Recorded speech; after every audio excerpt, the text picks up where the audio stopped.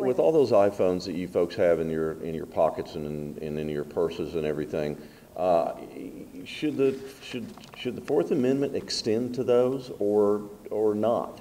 That issue, I believe that the Fourth Amendment should actually extend to those. As Justice Brandeis said in his dissent in Olmstead v. United States, he said with new discoveries and new inventions, we should reinterpret the Fourth Amendment to actually encompass further intrusions of privacy that the government may be able to do upon the citizens, and that the founders actually intended for us to be secure and our right to pursue happiness, and that would include our liberty. And if our liberty is protected in the iPhone, then I believe that it should extend. But don't you take that information off that iPhone and send it, off into cyberspace?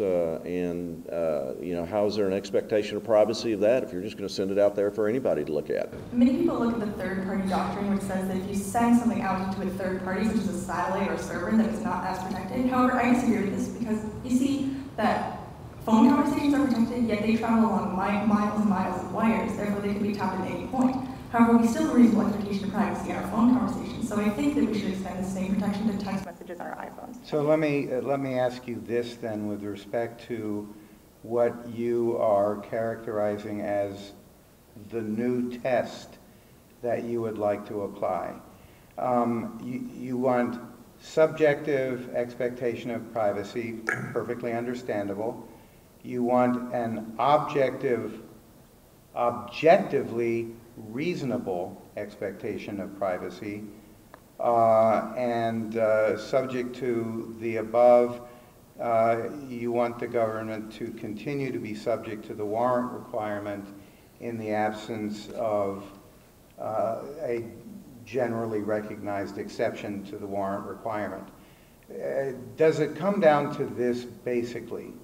When applying the test to new technology, the real question is whether, in light of the new technology, is it reasonable from an objective standpoint for an individual to have an expectation of privacy under the circumstances? Yes, I believe it is reasonable to expect. I'm asking if that's what the test calls upon, say, a court to determine. Yeah, that's the yes. Okay, let me ask you about a particular piece of technology. We now have pieces of technology that essentially allow X-ray machines to take pictures of you that essentially render you almost naked.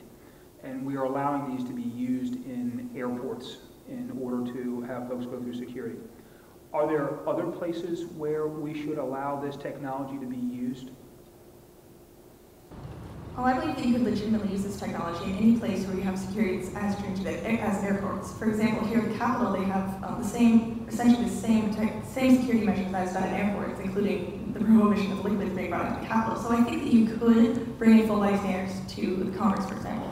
I concur with my colleague, but I would say that we should only have these full-body scanners in places like airport and also governmental buildings, because essentially the intent of having those is to preserve national security. And I definitely think that is a good way of utilizing new technology because it's efficient, it's workable, at the same time it prevents the need of having strip searches. I'd argue that the primary goal of government is to provide people security, and we see that in border crossings and airport, where the courts have said you don't even need probable cause. Only based on reasonable suspicion you can go ahead and search, because you have lives of people involved in those places. Well, I agree with the contention that maybe we should have these full-body scanners at airports and in places like governmental buildings. I also must add the caveat that we should also have an ability to not collect this data, that it shouldn't be stored historically, because we can see that in the essay from which our question is quoted,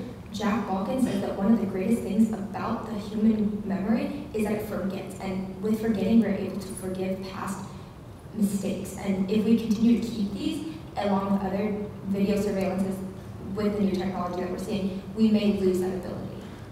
Some of the opponents of full-body scanner essentially stated that using these kind of technology essentially is taking a new picture of someone. So definitely I think that there should be some certain regulation to the usage of full-body scanner. For instance, I personally propose to to have a system installed within full body scanner to delete the memory of the pictures immediately after the scan. Also, at the same time, we should have more punishment, more stringent punishment for people who wrongly utilize such technology. Are you adding a new component now to your new test? I'm guessing that you're, in terms of national security, are you asking? No. Are you injecting into the treatment or into Fourth Amendment analysis going forward a component that involves the purging of collected information after a certain amount of time has elapsed? Absolutely not. I think we'd only be advocating that type of purging information in, for example, full body scanners, where you see that people are putting these scanners every day, and most of these people are not found to have any incriminating evidence about them. Therefore, we shouldn't be keeping these essentially nude pictures of these people because that's a violation of their privacy. And it's not essential to keep the pictures either because they don't show any type of security risk. Why is there a need to even take the picture just to enter a public building? And let me add, not only Congress, but would it be okay to use these scanners for students entering high schools? I think when we think about using these scanners, we have to remember the scanners were designed to be a substitute for pat-down searches, so I don't think we should use them widely because they are very expensive. And pat-down search is essentially the same efficacy that can be used in schools, but it's just less sophisticated. To address the second part of your question, I don't believe that we should be using them for students entering high schools because, as you can see, there is an aspect of national security risk with high schools, and as we have with government buildings that already do impose similar security systems to airports. With high schools, we don't have these security systems, and thus I believe we should implement full body scanners.